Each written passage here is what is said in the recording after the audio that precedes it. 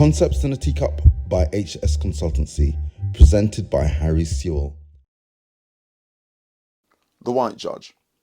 Well, before I go any further, I should just say when I use the language of the white judge, I'm not referring to a person or a group of people, but rather it's an idea. It's a way of understanding the internalization of a voice that reflects the dominant discourse, the dominant narrative about people of color, which tends to be predominantly negative, and the way in which that gaze becomes internalized for people of color so that they begin to judge themselves from the inside based on the narratives that exist about them.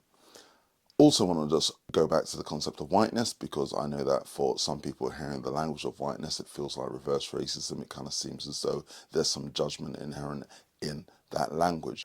Just to clear up, the conceptualization of whiteness as an identity emerged from white people.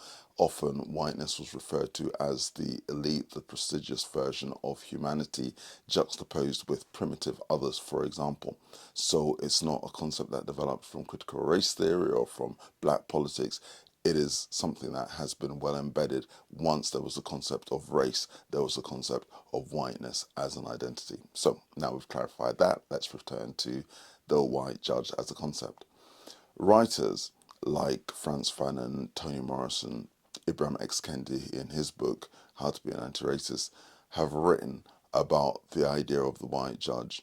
James Baldwin wrote about it, and E Du Bois also wrote about double consciousness that taps into the same idea.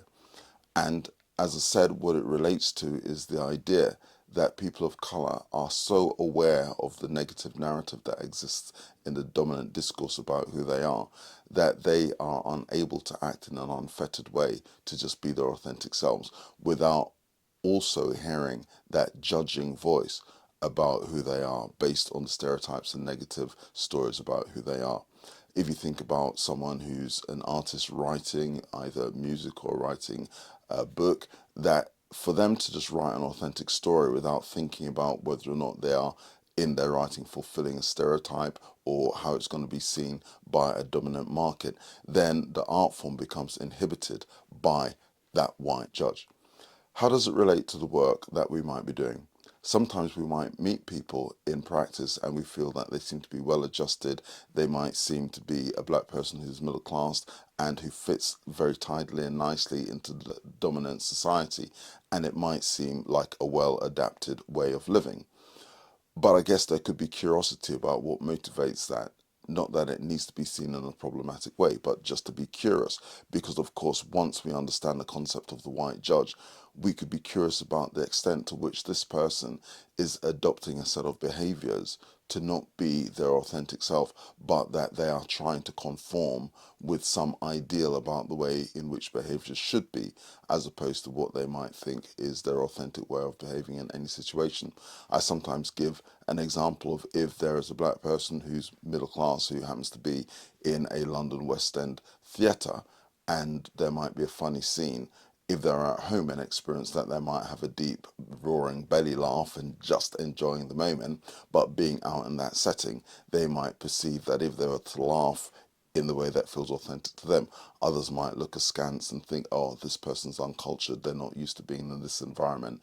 So even before that laugh emerges from their mouth, they have checked themselves and have chosen to laugh in a way that they think is appropriate to the setting. Now, this isn't unique just to a black identity. I realise that there are kind of class dimensions in there too, but it kind of explains what I mean about the self-censoring that occurs because of people not wishing to act in ways that could lead others to say, oh, look, yes, this person is falling into the stereotype that we have of them. Now, how does this become even more relevant? Well, of course, if people develop that practice of not being their authentic selves, but constantly living in a way that some people might describe as double consciousness, or in Franz Fanon's book, The Black Skin White Mask, where he talks about putting on that mask, then people develop this neural pathway where they are no longer to just be their authentic self, particularly in what they might consider to be unfriendly ears or less favorable environments, that they become well accustomed to living in a way that separates off their outward face from who they really are. And some people refer to that as code switching. And some of you will be aware of that language.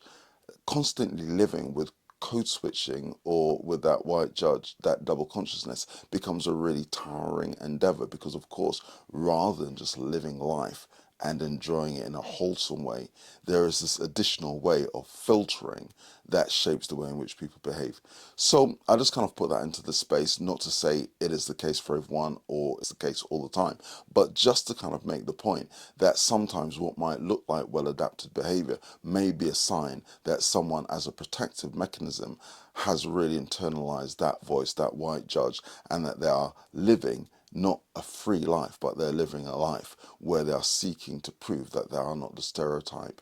And in fact, if you go back to Black Skin, White Mask, you'll find that Franz Fanon wrote exactly about that, not about black identities, but about another group, how they might become overdetermined to live in a way to not fulfill the stereotypes that others have of them, and the burden that that places upon individuals. So, yeah, as I say, it might be really relevant in practice, whether it's in education or in our mental health system, just to be aware of that additional burden.